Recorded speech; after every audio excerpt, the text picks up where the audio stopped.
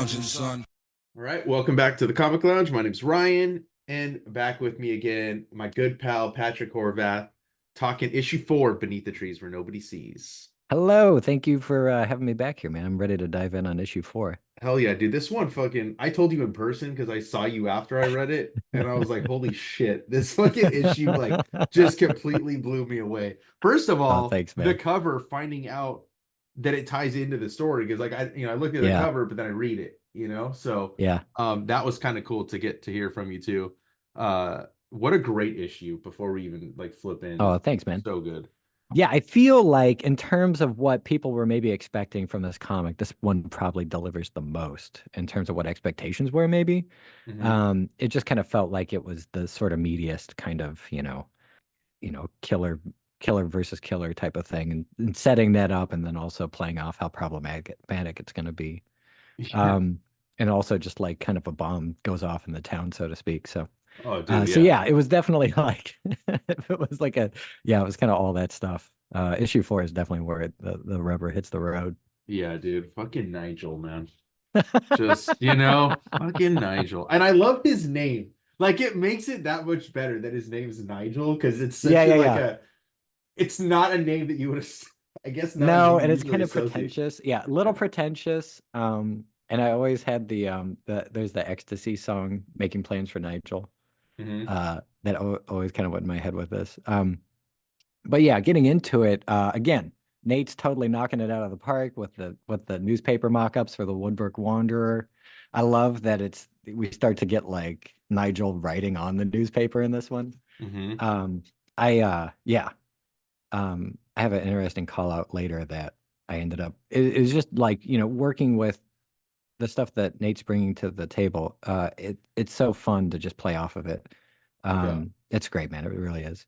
But yeah, and then we get into it, and it's Samantha riding through town, and I very much wanted to do like the sort of town that dreaded sundown. Hmm. It's pretty much abandoned as she makes her way through, and she's sort of ruminating on how abandoned it is, and that it's like obviously a problem for I her. love the side eye she gives too, right there. Yeah. Like she's Yeah. obviously she don't give a shit. She's not afraid. She just No, wants no, to no. Yeah. She live. just sees what's happening. She hates it. She hates that like things are different. She very much likes it when everything is going along, as it should, or as she sees it should, right? Hmm. So now that everything's sort of just not working, it's just kind of it's not good. And going by the old theater, and she even has her special spot that she loves every time. But of course, like nobody's going to the movies anymore. Nobody's at the diner where normally everybody's packed in the morning for breakfast, except for the Sheriff Patterson there. Is this a Um, real theater that you drew from, or is this the from your head? Bijou is the Bijou name itself was a theater that didn't even have its own theater. It just was like it was in the student union at in University of Iowa in Okay. Iowa City, and but I always liked the name. And then the actual theater itself was based off of I can't remember where it is. I modeled it after a theater somewhere, some old theater. Guy, I can't even remember what it was anymore. But it is kind of based off of an actual theater. Yeah, I love that it's like an the old school seating and stuff. Because I just went Yeah, to of the course. Yeah, Beverly they've got like recently. yeah, exactly. Yeah, it's awesome to Yeah, see that. I like that you do Dog Day Afternoon as the yeah. movie playing too. But I mean, like, what is that movie in this world? I Like, know that's why I love it because I was wondering like, what is this Dog Day Afternoon? It's definitely not the Pacino one that I'm thinking I of. know, I know. I thought it'd be so funny. And part of it just feels irresponsible, and the other part just feels like it's so like tongue in cheek that it just needs to belong. It does. It works Um, very well. I appreciate that. Yeah. Yeah. And then she goes by Heavens to Betsy's diner there. And then she arrives over at the household for Lola and Nigel for some afternoon tea and some cakes that Sam brought.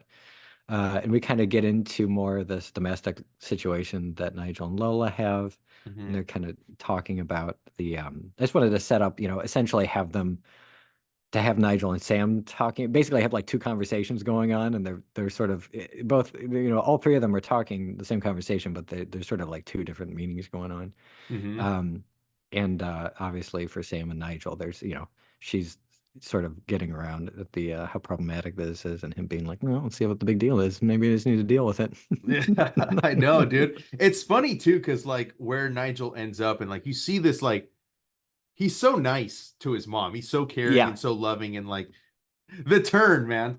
The turn Yeah, well, of and when that was the Samantha, thing. Yeah, I definitely wanted to play up like the degenerative disease that she's dealing with, and then also his like it's very. I mean, in my mind, it's a legitimate attachment that he has with his mom. yeah. And he is very much like I just needed to really hide. This is the only chance I had to really underline that. And I really wanted. This is kind of weird that I gave him this moment. But I really wanted to give him this moment of her just feeling sort of guilty that she's keeping him Hmm. from living his life, and then also him being like, "There's just no way he wouldn't be here." It's almost like selfish because I kind of feel like he's a very selfish person, Yeah. and that even him needing his mom is for selfish reasons. Hmm. That he just like it's for whatever reason he has this like insane attachment to her. And then yeah, and then it comes down and I love this Dude. moment that like that Dude. he has with Sam sort of startling him Ah, and then him enjoying that startling and I like know that word and balloon too, because Hassan's you could just yeah, hear like, Hassan's work on I the lettering love is that so great feeling. here. Yeah. Yeah, he loves it. It's just like so it's so sort of Creepy. seedy. Yeah, totally creeper. Uh, And then this, like, she's like, you need to stop stirring up the town. And he's just yeah. like, yeah, I love a little over the top. I need to get your attention. And then you just hear the whole fucking spiel, him Yeah, like yeah. laying it out, dude. And we get into I mean this is totally like kind of a it's almost like a Scooby-Doo dump, but the we needed to get into it, and then all this stuff is just like acrylic gouache with gouache regular coloring, so like all the line work and stuff I just wanted it to be like the flashback sequence stuff to be softer. Yeah. So I didn't do any inks for it. I just did all that sort of yeah, it's all just like acrylic gouache line Yeah, work and that's then regular gouache for fantastic, dude. coloring. But yeah, we get it. He just didn't fit in, he didn't really feel like he fit in anywhere um, at school, especially. And the idea is that he went to school and started his master's, but he sort of like was half-hearted about it. I mean, like maybe he didn't feel like he fit in. I feel like it was also just a convenient excuse for him to get Hmm. out of there, and just be back with his mom, which honestly I feel like he really wanted. And then, to have this sort of, but just kind of the way that his mind worked, I felt like in one way or another sort of led him to be attracted towards Sam and for whatever reason and then honestly it kind of just starts as a very inappropriate stalking like that he Yeah, it's does fucking like weird, dude. he's very much stalking her, and it would be problematic if it wasn't for the fact that she's also a serial killer, so it just kind of worked in. There's a Yeah. very convenient dovetailing that happens of interest. I know, but he's like even saying it. It's like it was innocent, I swear. Yeah, I know You know? that it What's was. Yeah, innocent about you just some creeping on somebody? innocent stalking. Yeah, Yeah. totally innocent stalking and following, and no big deal. All I could um think about was that how the fuck did Samantha not yeah, notice that she right. was I mean so wrapped up in her own head? Like usually yeah, like you're kind of aware of your surroundings, but at this point yeah. I'm like she's done it so many times that like she just kind of let her guard down is how I assume this happened. I mean, in my mind, it was also just sort of like the sort of it's the hubris of feeling like she is in in Woodbrook specifically, like she's a couple steps ahead of everybody, Hmm. that she just wouldn't even. I mean, especially at this point too, that it had gotten to a point where she hardly, she would not really expect anybody to be catching on or anything. I mean, it's to a fault Yeah. basically, and this is finally in my mind, this is essentially like it's pretty recent, right? It's not like the last victim necessarily was. Yeah. It's obviously not the last victim, but I mean, but that it is rather recent, and that's kind of what set Nigel in motion to do what he did. But it it is funny. I just love the idea of him like watching this and being like, Yeah. yes, I like know yes, he's not even excellent. he's not even like affected by it. He's very excited about what's Yeah, dude, happening. it's fucking funny, man. I love the way she Samantha's pulling the rabbit's ears down to slip. I mean, Yeah.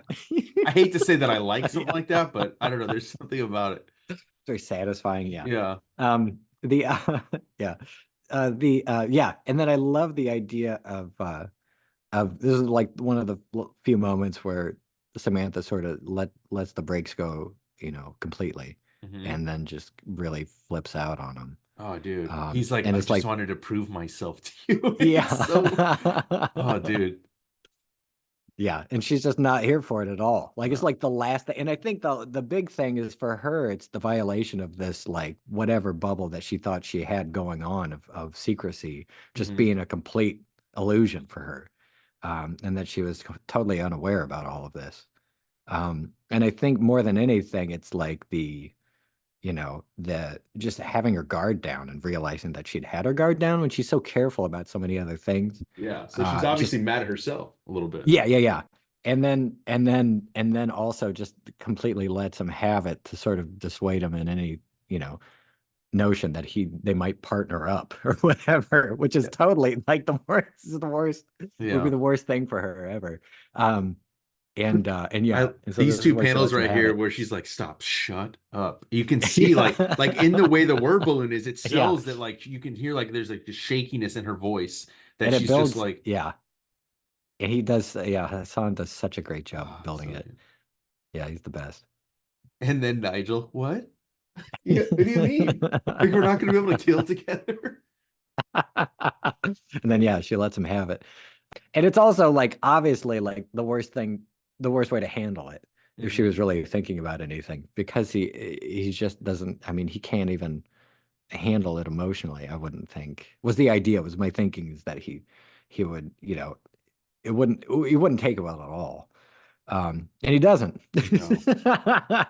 I love that. I love how at first he like softly says he understands. No, you're and just like Yeah, he's slams very the much, fucking yeah. tray. Yeah, tossing the chess table and saying, Yes. I don't want to play anymore. And then yeah, and then just to have, I love the idea though of still like Lola kind of overhearing some of it, you know what I mean? Just to play that up a bit of her also just being meekly off to the side upstairs, Hmm. being like, is everything okay?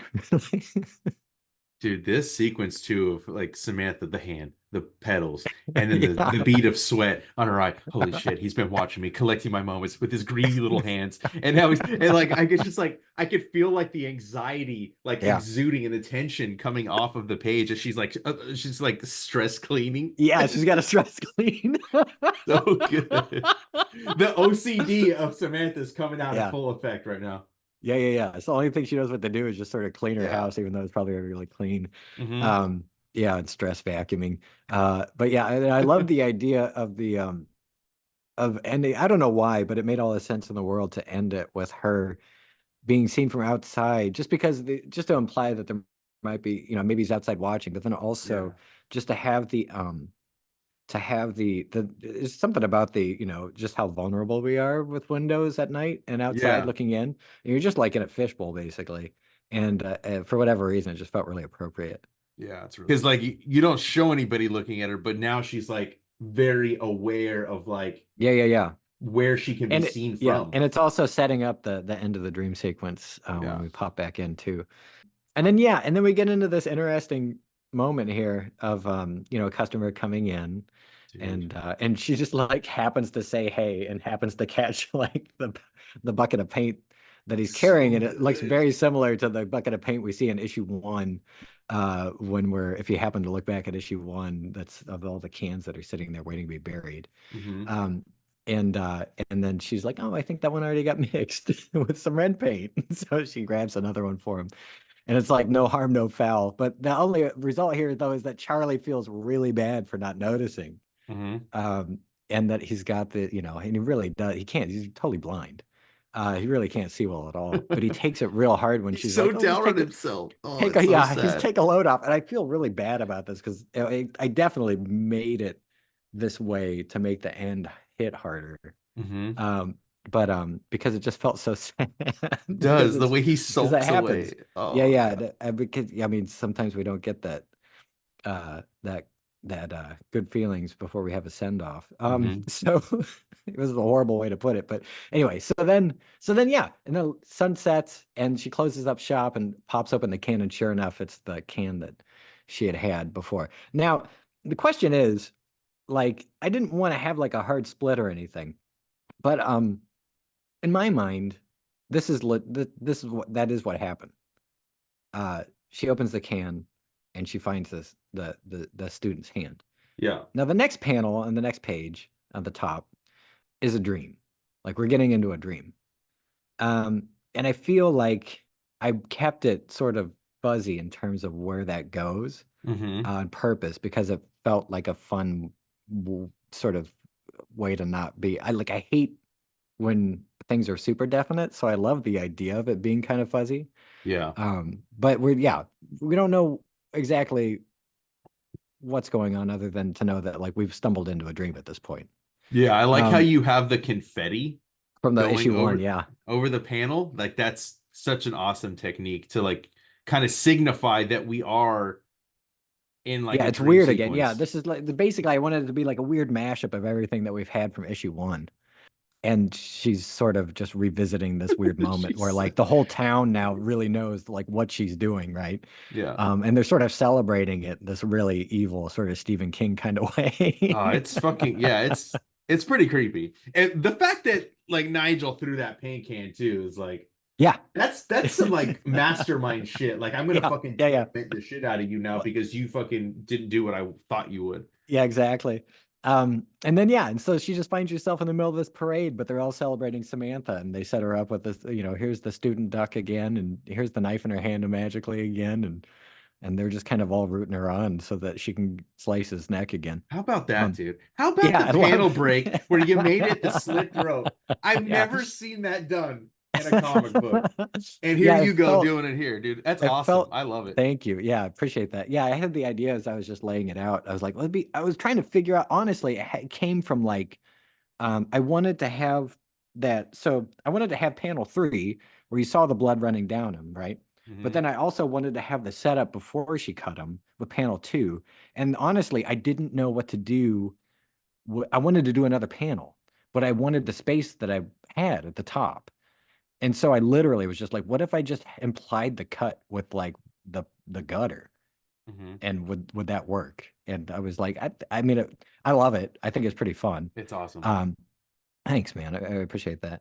But then yeah, and then so yeah, she slit his throat, and everybody's very excited about it. And so is she I now. She's know, into dude. it They're too. all into it, man. Yeah, and then the bears come out. Yeah. What's up with the fucking bears? They have to be some sort of a symbolism, dude, that you keep throwing these in there. 100%. Yeah, yeah, yeah. They're very much like tied. I feel like they're directly connected to just her true nature, Yeah. in one way or I another. just I mean, just love the two bears coming in, dude. yeah, And yeah, and they're then, just like, and then they tear her apart. oh my God, And it's fucking also, I mean, I'm setting up other stuff that's going to happen later with this. right. But yeah, they tear her apart, and she's kind of into it too. Like it's very much, Hmm. Like like she's at peace with it. Nigel yeah, yeah, over yeah. here. Yeah, He's Nigel super loves it. like, And then yeah, we have the screaming awake. I also love how Hassan put I mean the bubbles like is still in her, like it's coming from deep within. And it's a very guttural sort of scream, which I thought was great. And then yeah, and then it kind of sees the shadow of what looks like Nigel sitting outside the window. oh, And dude. then she runs out of bed, whips the window open to Stop. yell at him. Stop hiding and come get me, you chicken shit coward. Yes. And then has this really awkward moment of just it was like, oh yeah, hey Yeah. Chip. Yeah. Like, Oh, yeah. I thought somebody was spying on me. What an awkward interaction, yeah, too. yeah. But then because, I okay. love that Chip takes it in stride. Yeah. I mean, it makes sense. He calls it out. He's like, everybody's a little jumpy, so he doesn't Yeah, even think it's weird, even though it is really fucking weird that yeah. you I would just think love, that. yeah, but I also, yeah, and I love that for whatever. I don't think anybody else is really smoking in this whole series No. except for Chip.